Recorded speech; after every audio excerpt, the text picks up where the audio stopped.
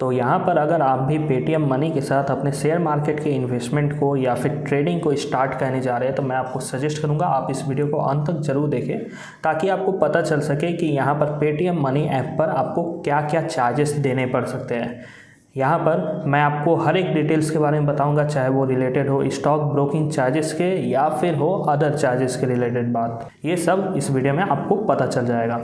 तो यहाँ पर सबसे पहले तो आपको पता होना चाहिए कि पेटीएम मनी क्या है। तो पेटीएम मनी एक डिस्काउंट स्टॉक ब्रोकिंग प्लेटफॉर्म है जहाँ पर आप शेयर्स में इन्वेस्ट कर सकते हैं और शेयर्स में ट्रेड भी कर सकते हैं। इसके अलावा यहाँ पर ये प्लेटफॉर्म आपको बॉन्ड्स में भी इन्वेस्टमेंट करने का मौका देता है। तो यहाँ पर सबसे पहले हम ब्रोकरेज चार्जेस के बारे में जान लेते हैं, फिर उसके बाद अदर चार्जेस के बारे में भी जानेंगे।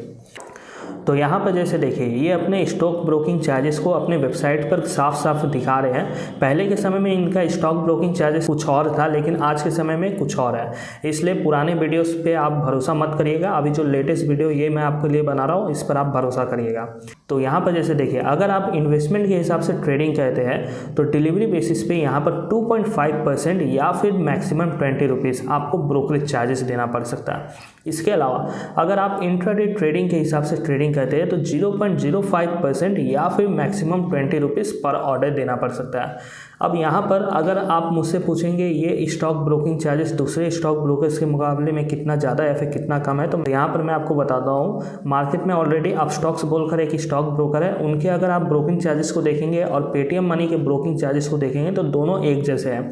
लेकिन जब इनके ब्रोकिंग चार्जेस को आप दूसरे डिस्काउंट ब्रोकर से कंपेयर करेंगे जैसे जरोधा या फिर एंजल वन, तो वहाँ पर डिलीवरी बेसिस ट्रेडिंग में कोई भी ब्रोकरेज चार्जेस नहीं रहता, लेकिन इंट्राडे ट्रेडिंग में और या फिर किसी अदर ट्रेडिंग में ट्रेडिंग चार्जेस है। इसके ठीक उलट ग्रो को अगर आप देखेंगे तो ग्रो में भी डिलीवरी बेसिस ट्रेडिंग चार्जेस है, लेकिन 2.5% जितना नहीं है, वहाँ पर थोड़ा सा कम है ब्रोकिंग चार्जेस। और बाकी अदर चार्जेस जैसे पेटीएम मनी में उसी के हिसाब से है लगभग।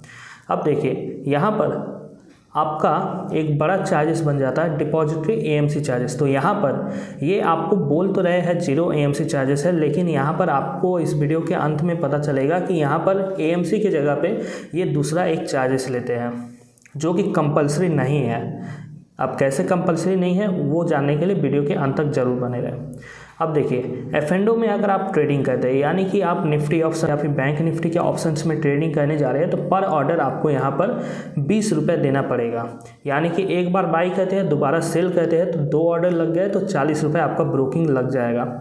अब मार्केट में जितने भी स्टॉक ब्रोकर हैं नॉर्मली हर एक स्टॉक ब्रोकर आपसे 40 रुपये ब्रोकिंग चार्जेस लेगा बाई और सेल के लिए। अब देखिए यहाँ पर ये साफ साफ बोल रहे हैं कि जो पुराने इनके स्टॉक ब्रोकिंग कस्टमर्स हैं उनका पहले के समय में 10 रुपये का ट्रेडिंग चार्जेस था, तो वो 10 रुपये का ट्रेडिंग चार्जेस उनके लिए एप्लीकेबल अभी भी है। पुराने कस्टमर्स के लिए कोई भी ट्रेडिंग प्लान चेंज नहीं हुआ है, बस न्यू जो कस्टमर्स यहाँ पर जुड़ेंगे उनके लिए यहाँ पर 20 रुपीज़ और जो अभी आपको मैं ब्रोकिंग चार्जेस दिखा रहा हूँ वो एप्लीकेबल है। अब देखिए यहाँ पर स्टैट्यूटरी चार्जेस, यानी कि ये सब जो चार्जेस आपको दिख रहे हैं ये नॉर्मली हर एक स्टॉक ब्रोकर में सेम है, तो इसके बारे में मैं यहाँ पर बात नहीं कर रहा हूँ।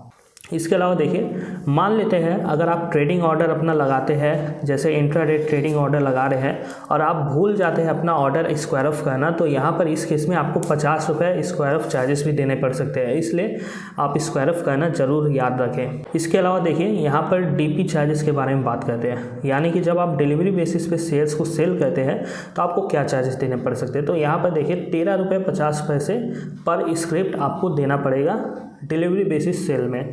यहाँ पर इसके ऊपर प्लस आपका 18% जीएसटी भी होगा, तो इस हिसाब से हम लगभग कह सकते हैं कि 15 रुपये के आसपास यहाँ पर डीपी चार्जेस है, जो कि नॉर्मली मार्केट के स्टैंडर्ड से थोड़ा सा कम है या फिर लगभग बराबर ही है। एएमसी चार्जेस यहाँ पर 0 है, ये मैं आपको शुरुआत में बता दें, उसी तरीके से यहाँ पे 0 ही दिख रहा। अब देखिए रीमेट चार्जेस और डीमेट चार्जेस, इसकी बात हम नहीं करते क्योंकि ये ज़्यादातर के ऊपर एप्लीकेबल नहीं है।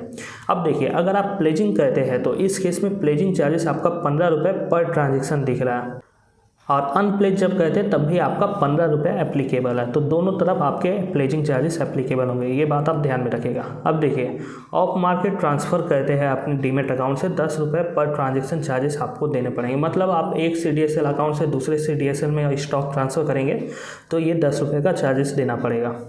इसके अलावा देखिए, अगर आप यहाँ पर नेट बैंकिंग से पेमेंट करते हैं इस अकाउंट में तो आपको 10 रुपये पर ट्रांजेक्शन देना पड़ेगा। यूपीआई के लिए यहाँ पर कोई भी चार्जेस नहीं है, जैसा कि यहाँ पर आपको दिख रहा है। ओवरड्यू इंटरेस्ट चार्जेस यहाँ पर 1.5% है, यानी कि अगर आप इनके मार्जिन प्लेजिंग को यूज करते हैं या फिर आपका बैलेंस नेगेटिव हो जाता है तो उस केस में आपको ये चार्जेस देने पड़ेंगे 1.5% पर एनम के हिसाब से। इसके अलावा देखिए, फिजिकल सेटलमेंट कुरियर भी है, तो ये हमारे लिए काम का नहीं है, तो इसे हमें इग्नोर करते हैं। अब देखिए, इंपॉर्टेंट चीज़ यहाँ पर आ जाता है मंथली प्लेटफॉर्म फीस, जो कि 30 रुपये पर मंथ आपको दिख रहा है। 30 रुपये पर मंथ प्लस 18% का GST, तो इस हिसाब से यहाँ पर 35 रुपये का चार्जेस बन जाता है हर महीने का।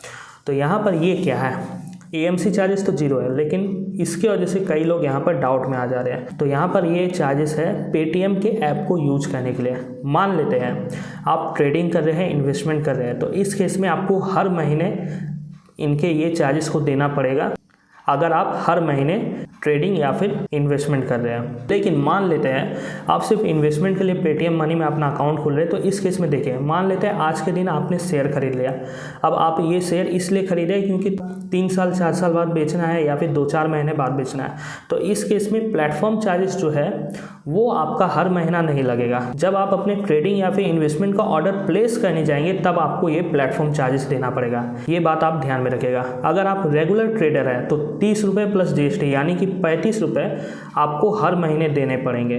लेकिन अगर आप इरेगुलर इन्वेस्टर हैं, जो कि कभी कभी इन्वेस्ट करता है, जैसे 2 महीने 3 महीने पे या 5 महीने 6 महीने पे इन्वेस्ट करता है, उनके लिए ये प्लेटफॉर्म चार्जेस ज़्यादा बर्डन नहीं बनेंगे, क्योंकि यहाँ पर ये जो प्लेटफॉर्म चार्जेस है ये तभी देना पड़ेगा जब आप पेटीएम के मनी ऐप को यूज करेंगे।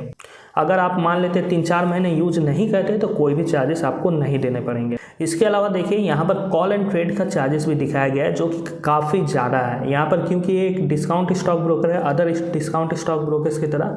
तो यहाँ पर ये भी कॉल एंड ट्रेड चार्जेस ले रहे हैं, लेकिन इनका जो कॉल एंड ट्रेड चार्जेस है 100 रुपये, ये काफ़ी ज़्यादा है कंपेयर टू किसी भी अदर डिस्काउंट स्टॉक ब्रोकर।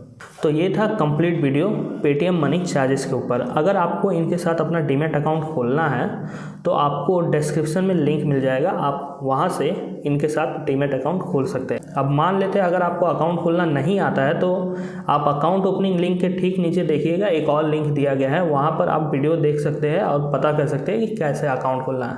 तो उम्मीद करता हूँ आपको पेटीएम मनी चार्जेस के बारे में कंप्लीट इन्फॉर्मेशन मिल चुका है। अगर आपका कोई भी डाउट है तो इस वीडियो के नीचे कमेंट करें और इस चैनल को भी फॉलो या फिर सब्सक्राइब जरूर करें ऐसे ही इन्फॉर्मेटिव वीडियोज़ के लिए।